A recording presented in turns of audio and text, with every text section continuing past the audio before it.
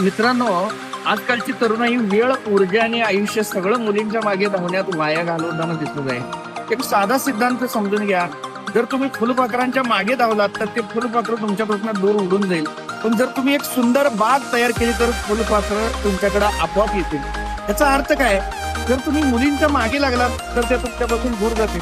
पण जर तुम्ही तुमच्या करिअरवर, तुमच्या गोल्सवर, तुमच्या स्किलवर फोकस केला तर यश, पैसा आणि रिस्पेक्ट हे सगळं तुमच्याकडे आपोआप येईल.